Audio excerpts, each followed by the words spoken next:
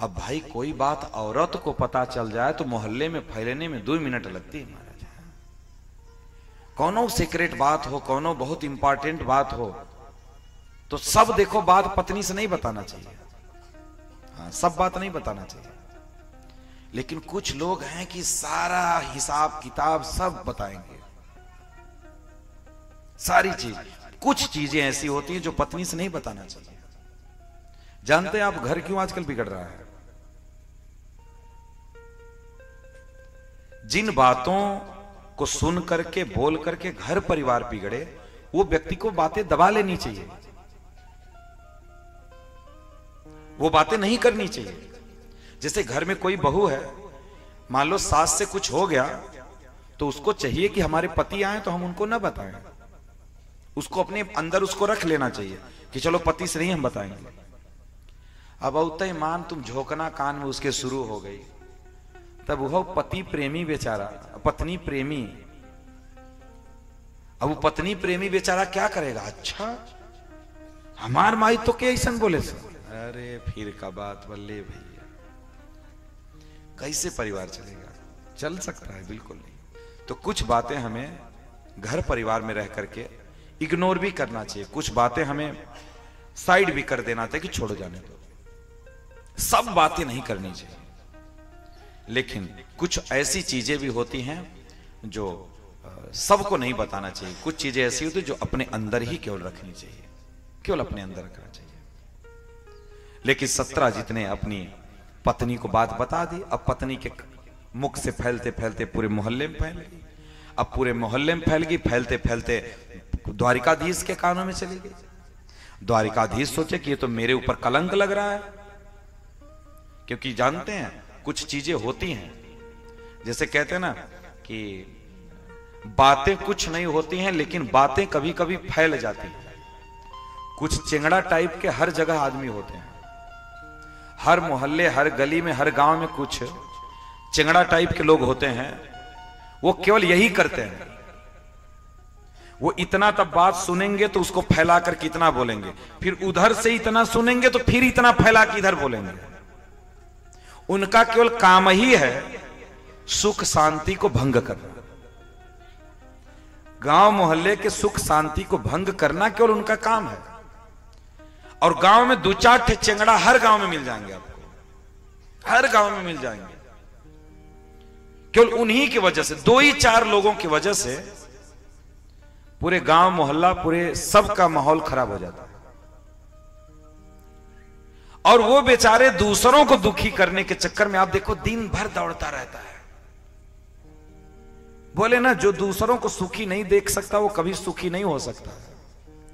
सुखी होने के लिए हमें पहले दूसरों को सुखी देखना पहले स्वीकार करना पड़ेगा, देखना स्वीकार करना पड़ेगा।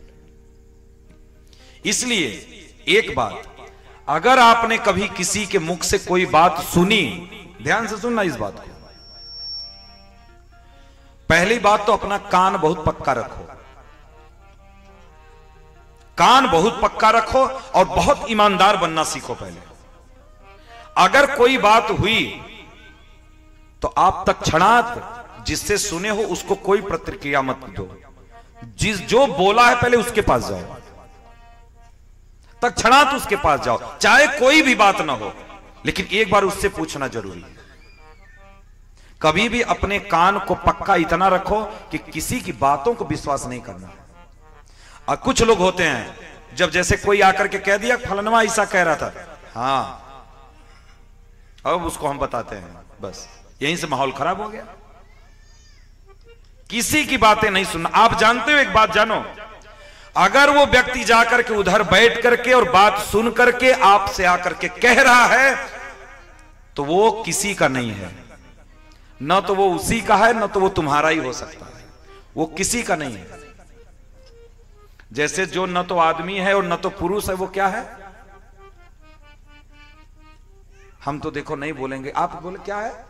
हाँ बस। तो वो किसी का नहीं होता, वो न तो इधर ही का हो पाता न इधर ही का हो पाता, कहीं का नहीं होता। क्योंकि वो उधर भी तो सुना है, उधर भी तो मित्रता बना के रखा है और तुम्हारे तरफ से भी मित्रता बना के रखा है। इसलिए अपने कान को पक्का रहो, चाहे आपका दुश्मन ही हो, लेकिन अगर कोई बात आई तो आमने सामने बैठ करके बातें करिए, कोई भी बात हो। ऐसे ही एक लफड़े में हम एक बार फंसे थे, तो हम गए, बड़ी बातें हम सुने हैं। कोई कह रहा है गोली मारने के लिए बोल रहे हैं, कोई कह रहा है बम मार देंगे, कोई कह रहा है लूट लेंगे, कोई आग लगा देंगे, घर फूंक देंगे, दुनिया भर की बातें सुने। जब हम जाकर के डायरेक्ट बात किए तो पता लगा कि ऐसी कोई बात ही नहीं, ये तीसरा आदमी सब जुल्म लगाया था। सब ये गोला बारूद बम का बात ये तीसरा आदमी किया था, वो दोनों व्यक्ति में से कोई कुछ कहा ही नहीं था।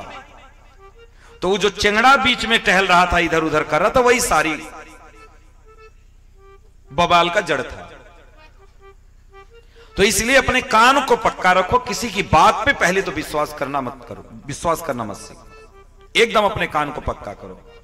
अगर आपके कान में कोई बात आ रही है तो डायरेक्ट उसके पास बैठ करके बात करो, देखो कि क्या बात ये सही है, अगर सही है तो गलत और सही का निर्णय बैठ करके करो। हम गलत हैं तो तुम्हारे चरणों में पड़ जाएंगे, और सही हैं तो तुमको झुकना पड़ेगा। आओ, सिद्धांतवादी बनिए, डरने की जरूरत नहीं किसी से, दुनिया में किसी से डरने की जरूरत नहीं है। बोले ना, जगत रूठे तो रूठन दे, जगत छूटे तो छूटन दे, मेरा तो काम मोहन से,